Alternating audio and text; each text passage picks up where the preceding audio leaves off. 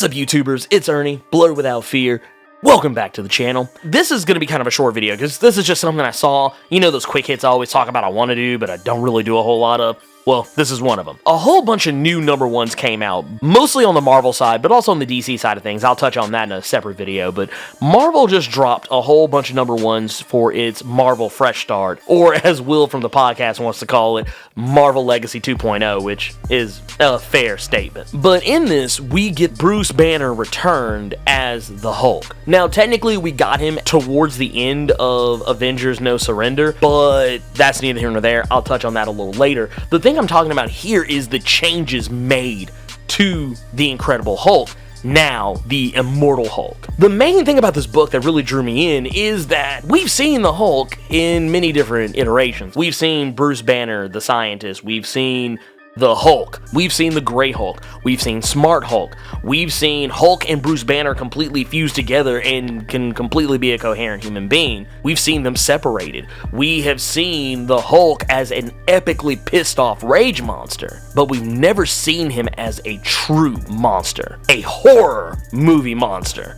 And that's kind of what we get in this book, and it's really cool because I like the fact that this is a Hulk who gives no fucks. Hulk has always been an homage to the classic werewolf stories and the Dr. Jekyll and Mr. Hyde dynamic, but now it's even more that than ever before. And they're doing it to great effect here because we see Bruce Banner trying to lay low and stay under the radar.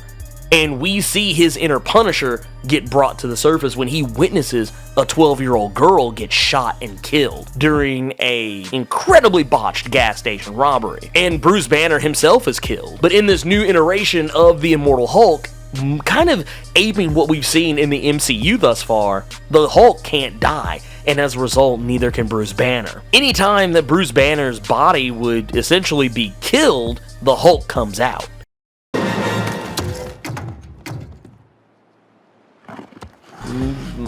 Maybe not right away, but he still comes out. This is a Hulk who is intelligent, articulate, and has conviction now. And he tracks down the man that killed him and that little girl and the gas station attendant to the hideout of the Dogs of Hell, which is a biker gang that's really big in the Marvel universe. They're usually kind of like your de facto biker gang. And he just starts wrecking shop. Not necessarily killing them, but man, he does something I think is actually probably worse.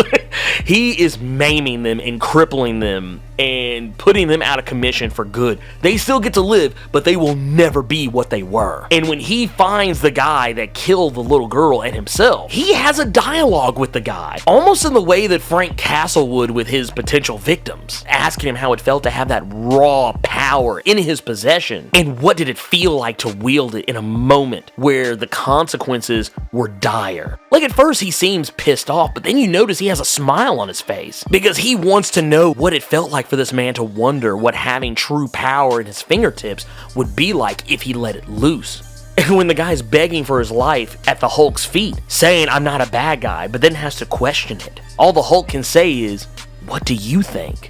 At the end of this book, we see Bruce Banner in what we can only assume is a hotel room. Looking in the mirror, he's asking the same question that the shooter asked the Hulk. And when we look at what he's looking at in the mirror, we see the Hulk giving the same evil grin, asking the Hulk if he is a bad person. And we can only imagine what the Hulk's answer would be. This book is pretty awesome. I like where it's going. I like what it's setting up. And this is something that I normally don't read Hulk books, like, you know, not on a regular basis. Like, it's one of those things I usually pick up and trade. But this is one I kind of want to follow just because it just really grabbed me.